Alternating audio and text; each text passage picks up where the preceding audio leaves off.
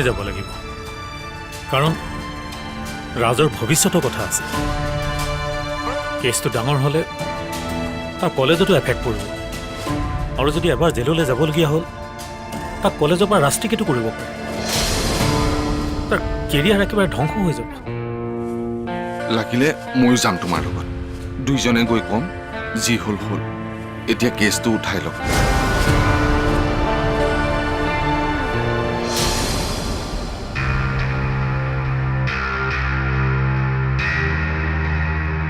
আপুনি একো টেনশ্যন নল'ব দাদা এই কামটোৰ দায়িত্ব মোক দিলে যেতিয়া আপুনি নিশ্চিন্ত হৈ থাকক সেইকাৰণে মই তোমাৰ কথা ভাবিছোঁ মই জানো এই কামটো কেৱল তুমিহে কৰিব পাৰিবা আৰু ভাল এমাউণ্ট এটা উলিয়াই দিলে তুমিও বক্সিছ পাবা কথাবোৰ বেলেগৰ আগত ক'ব নালাগে চুপচাপ আমাৰ কামবোৰ হ'ব লাগে আপোনাৰ লগত ইমান কাম কৰিলোঁ আজিলৈকে কিবা কৈছোঁ জানো কিমান মাটিৰ মালিকে চেঞ্জ কৰি দিলোঁ কিমান মাটিৰ মালিকক নিজৰ ঠাইৰ পৰা আঁতৰাই আপোনাৰ নামত সেই মাটি কৰি দিলোঁ আজিলৈকে কিবা কৈছোঁ জানো ঘৰৰ ভিতৰত এইবোৰ কথা নিচিঞৰিবা ল'ৰা ছোৱালীয়ে শুনিলে বেয়া কথা তেতিয়াহ'লে মই এতিয়া গৈ থাকোঁ ভিনদেউক গৈ কথাখিনি কওঁগৈ ক'বা যে ভাল এমাউণ্ট এটা নাপালে মই কিন্তু কেছটো উঠাই নলওঁ থানা কেছ মোকদ্দমা এইবোৰলৈ ভিনদেউৰ বহুত বাইদেউৰ কেছটোত মই তেওঁক পানী খুৱাই থৈছোঁ বাইদেউৰ কেছ মানে এইবোৰ বহুত পুৰণি কাহিনী ভিনিহিক মই ভালকৈয়ে ঠকিছিলোঁ কিন্তু লাগ ভাল কাৰণে তেওঁ বাচি গ'ল কিন্তু এইবাৰ নাবাচি ঠিক আছে মই এতিয়া গৈ থাকোঁ দাদা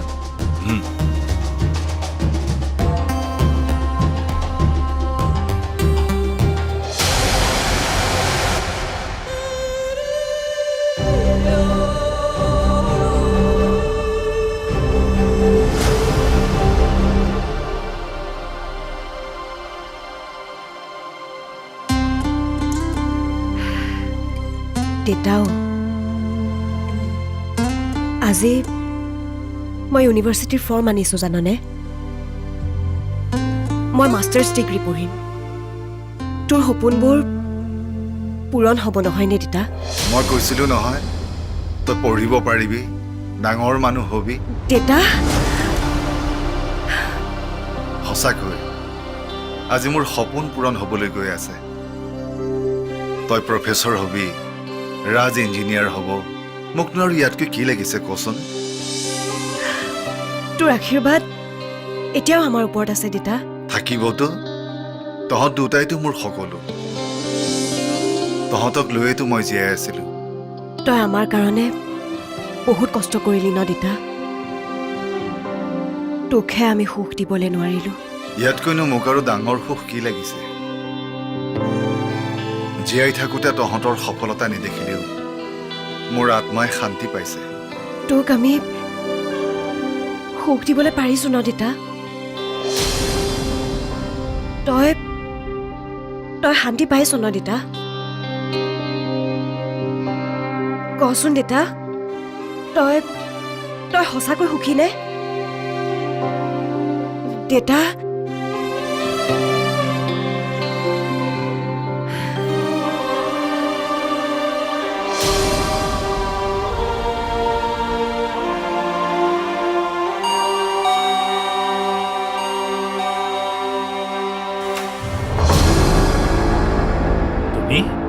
তুমি ক'ৰ পৰা আহিলা এইবোৰ কি হৈছে ভিনদেউ এইখন ঘৰৰ ল'ৰা পুলিচৰ লাফৰাত পৰিব লগা হ'ল এইবিলাক কথা তোমাক কোনে ক'লে কোনে ক'লে মানে মোবাইলে মোবাইলে ভাইৰেল হৈ গৈছে মই দেখা পাই গুচি এইখন ঘৰৰ সন্মানৰ কথা আছে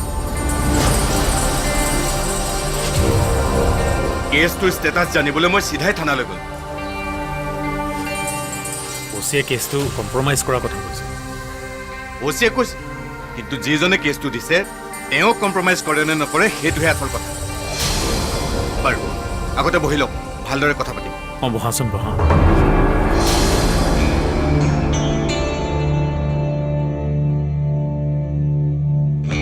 বহক বহক আপুনি দেখোন থিয় হৈ থাকিলে হয় থেংক ইউ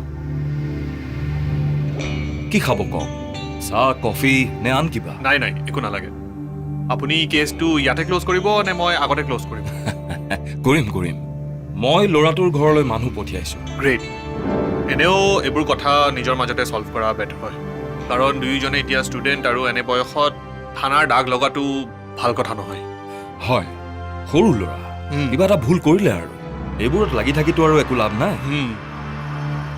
আপুনি আপোনাৰ ল'ৰাকো বুজাব, ইন ফিউচাৰ যাতে সেই ছোৱালীজনীক একো দিগদাৰ নিদিয়ে। সেইবোৰ ভাল কথা নহয়। মই মোৰ ল'ৰাটোক বুজাইছোঁ, বুজিছোঁ, সি কান্দিছোঁ সি বহুত। বুজিছোঁ।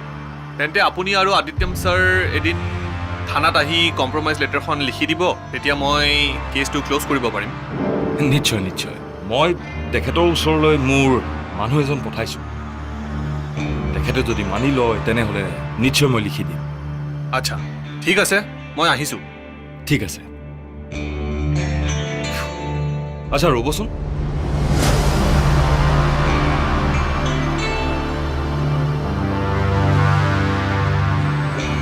আপুনি যে আদিত্যম ছাৰ বুলি ক'লে, মই ঠিক কথাটো বুজি নাপালোঁ। তেওঁ আমাৰ কলেজৰ প্ৰফেচাৰ আছিলে, আমাক পঢ়াইছিলে। মানুহজন বহুত ভাল। মই আহিছোঁ।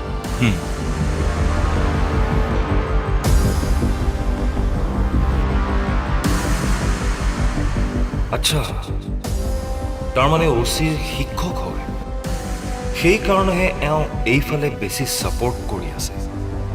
বাৰু দেখা যাওক, মই বিচৰাখিনি যদি পাওঁ, আপোচ কৰি দিয়াতনো মোৰ কি আপত্তি আছে? মই থানাত গৈ গম পালোঁ কেছটো ৰেজিষ্টাৰ হোৱা নাই। আপুনি বাচি গ'ল ভিন্দু। কেছটো ৰেজিষ্টাৰ হোৱা হ'লে ৰাজ ইমান দিনে পুলিচ কাষ্টাডিত থাকিলেহেঁতেন। অচি ল'ৰাটো মোৰ ষ্টুডেণ্ট, সি কেছটো আমাৰ মাজতে কম্প্ৰমাইজ কৰাৰ কথা কৈছে। মই থানাৰ পৰা বাহিৰে বাহিৰে অতনু কাশ্যপৰ ঘৰলৈ গ'লোঁ, কিন্তু তেওঁ এদামে কেছটো উঠাই নলয়। মই বোলো কি কয় হে, ৰাজ মোৰ ভাগিন নহ'লেও ভাগিনৰ দৰেই, কেছটো আপুনি উঠাই ল'বই লাগিব। তুমি মানুহজনক চিনি পোৱা নেকি? চিনাকি মানে ব্যৱসায় সংক্ৰান্তত আমি লগ হৈ থাকোঁ। মানুহটো যদি ইয়াৰ লাইনৰে হয়, তেন্তে মানুহটো চাগে বৰ এটা ভাল মানুহ নহ'ব। ভিনদেউ, হা? তেওঁ মানি ল'ব নে নলয় আপুনি সেইটো ভাবি আছে? নামানিব। মই কোৱাৰ পাছত আৰু নামানিব, তাৰ নাম নাজানো। তেওঁ কম্প্ৰমাইজ কৰিবনে? প্ৰথমতে মান্তি হোৱা নাছিল, পিছত মোৰ ৰিকুৱেষ্ট এৰিব নোৱাৰি তেওঁ ক'লে, বোলে হ'ব, তুমি কৈছা যেতিয়া মই কেছটো উঠাই ল'ম, কিন্তু ক্ষতিপূৰণ লাগিব। ক্ষতিপূৰণ? ল'ৰাটোৰ চিকিৎসাত বহুত খৰচ হ'লতো, তাতে মান সন্মানো গ'ল, সেইকাৰণে কিবা এটা ক্ষতিপূৰণ বিচাৰিছে আৰু। কিমান মান বিচাৰিছে বাৰু? এমাউণ্টটো মই নুসুধিলোঁ, মানে মই কৈ দিছোঁ, যি কৰে কৰক, যিমান হ'লেও হওক। ৰাজ জেলত যোৱাতকৈ ভিনদেৱে কম্প্ৰমাইজ কৰিলোঁ। নে মই কিবা ভুল ক'লোঁ নেকি? নাই নাই, তুমি একো ভুল কৰা নাই। কিমান লাগে সুধিব লাগিছিল। সুধিব পাৰিলোহেঁতেন, কিন্তু আপোনাৰ পাৰ্মিশ্যন নোহোৱাকৈ সুধিবলৈ বেয়া পালোঁ। আপুনি বা আকৌ আপোচ কৰে নে নকৰে? মই কৰিম। ৰাজক বচাবলৈ মই কম্প্ৰমাইজ কৰিবই লাগিব।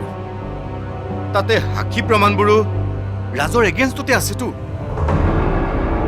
তাৰ ভৱিষ্যতৰ কথা আছে, তাৰ পঢ়া শুনা চব বৰবাদ হৈ যাব। বিনোদ, তুমি কথা পাতা, যি লাগে মই দিম। হৈ যাব। আপোনাৰ পাৰ্মিশ্যন পালোঁ যেতিয়া এতিয়া মই কথা পাতিম। যিমান পাৰোঁ কমতে কৰাই দিম দিয়ক। তুমি কথা পাতা বিনোদ, কেছটো শেষ হ'ব লাগে আৰু।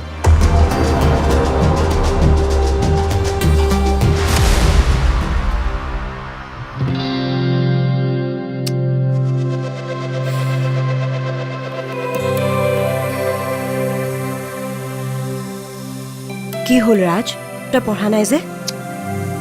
পঢ়িবলৈ একদম মন যোৱা নাই। মনটো স্থিৰ কৰ। এতিয়া পঢ়াৰ পৰা তোৰ মনটো উঠি গ'লে লোকচান তোৰেই হ'ব। এতিয়া তোৰ এটাই লক্ষ্য হ'ব লাগিব, আৰু সেইটো হ'ল তোৰ পঢ়া। পঢ়াৰ বাদে আন একো চিন্তাই তোৰ মনলৈ আহিবলৈ নিদিবি। মনটো লগাবলৈ মই ট্ৰাই কৰিয়ে আছোঁ, কিন্তু মন বহাব পৰা নাই।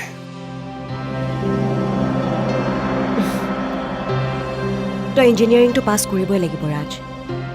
তই এজন ইঞ্জিনিয়াৰ হ'বই লাগিব, আৰু তাৰ বাবে মই যি কষ্ট কৰিব লাগে তাকেই কৰিম। মই ইঞ্জিনিয়াৰ হ'লে তোৰ কি লাভ হ'ব? তইতো বিয়া হৈ লোকৰ হৈ গুচি যাবি, তই নিজৰ সংসাৰতে ব্যস্ত হৈ যাবি। মই মোৰ বিয়া সংসাৰৰ কথা একো ভবাই নাই।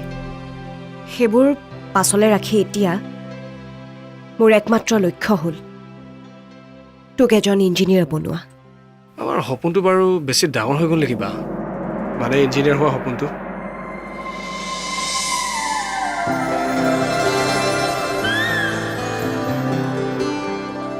এই সপোনবোৰ কেৱল তোৰ বা মোৰ নহয় ৰাজ, এই সপোনবোৰ হ'ল আমাৰ দেউতাৰ। আৰু দেউতাৰ সপোন পূৰ হ'বলৈ মই যিমান দৰকাৰ কষ্ট কৰিম। মই কষ্ট কৰিম। দেউতা জীয়াই থাকোঁতেতো একো দিবই নোৱাৰিলোঁ। এটলিষ্ট মৰাৰ পিছত অকণমান যদি শান্তি দিব পাৰোঁ। গতিকে তোৰ মনটো দুৰ্বল হ'বলৈ নিদিবি। হোৱাখিনি হৈ গ'ল। এতিয়া আহিবলগীয়া দিনবোৰত তই পঢ়াৰ বাদে আন একো কথাই চিন্তা নকৰিবি। পিছে তোৰ এডমিশ্যন কেতিয়া? মোৰ এডমিশ্যন হ'ব। আন কাৰণত নহ'লেও বৰ্তাৰ বাবেই মই MSc কমপ্লিট কৰিম। MSc কৰাটো সৰু কথা নহয় বা। এজনী ছোৱালীৰ MSc কৰিবৰ বাবে বহুত টকা প্ৰয়োজন হয়। পাপাই ইমানখিনি কেনেকৈ মেনেজ কৰিব? পাপাই নোৱাৰিলেতো নিতাবাক মাষ্টাৰ্ছ কৰিবৰ কাৰণে নক'লেহেঁতেন। কেইমাহমানৰ পিছত পাপাৰ পেঞ্চনটো হ'ব। পাৰিব দিয়া। পেঞ্চনৰ টকাৰে সিহঁতক পঢ়াই থাকিলে তোমাৰ আৰু মোৰ কি হ'ব ভাবি চাইছানে? আমাকো পঢ়াব। পাপাই ইমানখিনি কেলকুলেশ্যন নকৰাকৈ থকা নাই নহয়। সেইবোৰ চিন্তা পাপাই কৰিব। চিন্তা আৰু কি কৰিব? সিহঁতেতো সিহঁতৰ সুবিধাখিনি লৈয়ে ল'ব। পাছত আমি ছেক্ৰিফাইচ কৰিব লগা নহ'লেই হ'ল আৰু। পাপাই আমাৰ পৰা কাহিনী সিহঁতক দি নিদিয়ে নহয়। আমাৰখিনিতো আমি পামেই। তুমি এইবোৰ চিন্তা বাদ দি নিজৰ পঢ়াত নিজে গুৰুত্ব দিয়া। তুমি ৰিজাল্ট ভাল কৰিব লাগিব নহয়, নহ'লে পাপাই মনত বহুত দুখ পাব। এটাৰ মাষ্টাৰ ডিগ্ৰী, এটাৰ ইঞ্জিনিয়াৰ।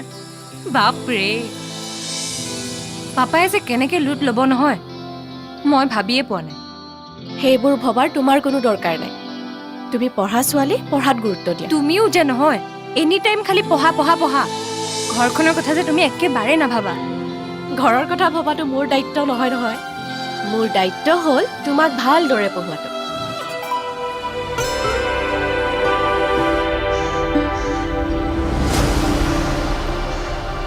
বিনোদ, আহক, আপোনাৰ কাৰণে ভাল খবৰ লৈ আহিছোঁ। বহাজন আগতে। অঁ, হ'ব। ইচিহঁত নাই নেকি? সিহঁতক সেইদিনাও নেদেখিলোঁ। নাই, সিহঁত কলেজলৈ গ'ল। আচ্ছা ৰ'বচোন, তুমি তেখেতৰ লগত পইচা কথাটো পাতিলানে? পাতিলোঁ। প্ৰথমতেতো বহুতেই কৈছিলে, মইহে কমাই মেলি এটা এমাউণ্ট ফিক্স কৰিছোঁ। কিমানমান লাগিব বুলি ক'লে? প্ৰথমতেতো 20 কৈ বহিছিল। মই বোলো এনেকৈ নহ'ব দেই, তেওঁ মোৰ একমাত্ৰ ভিনদেউ। তাৰপিছত বহুত কেহেজাৰ কৰি 10ত মান্তি কৰাইছোঁ। মান মই দিব পাৰিম দিয়া। পাৰিব পাৰিব, আপোনাৰ বাবে নোৱাৰো 10 লাখ টকা কি ডাঙৰ কথা। কি ক'লা? মানে তুমি 10 লাখ টকাৰ কথা কৈছা? আপুনি কি 10,000 বুলি ভাবিছিলে? অঁ, মই 10,000 টকা বুলিয়ে ভাবিছিলোঁ। আপুনি কিন্তু মানুহ মাৰিব দে বিন্দু। 10,000 টকাত কোনোবাই কেছ কম্প্ৰমাইজ কৰিব? কিন্তু মই 10 লাখ টকা ক'ৰ পৰা দিম? নাই নাই, এইবোৰ অন্যায় হৈছে। এটা সাধাৰণ কম্প্ৰমাইজৰ কাৰণে একো সাধাৰণ নহয় বিন্দু। এটেম্পটো মাৰ্ডাৰ কেছ হৈ যাব পাৰে, তাৰ নাম নাজানো। কিন্তু 10 লাখ টকা মোৰ বাবে ইম্পচিবল কথা। ইমান টকা মই দিব নোৱাৰিম। পাৰে নোৱাৰে সেইটো আপোনাৰ কথা। মই কথা পাতি দিয়া মানুহ কথা পাতিম। দিব নোৱাৰিলে তেওঁ কেছ উঠাই নলয়। কেছ চলিলে কিন্তু ৰাজ বোলাটো জেলত যাব লাগিব। আৰু কিমান বছৰ জেল হয় কোনো ঠিক নাই। নাই নাই, ৰাজক মই জেললৈ যাব দিব নোৱাৰোঁ। সি এটা ইঞ্জিনিয়াৰিং পঢ়ি থকা ল'ৰা, তাৰ ভৱিষ্যতৰ কথা আছে। পইচা দিব নোৱাৰিলে সেইবিলাক সপোন দেখি লাভ নাই। ভুল আপোনাৰ। কি দৰকাৰ আছিল ৰাস্তাৰ পৰা তুলি আনি সিহঁতক এইখন ঘৰলৈ আনিবলৈ?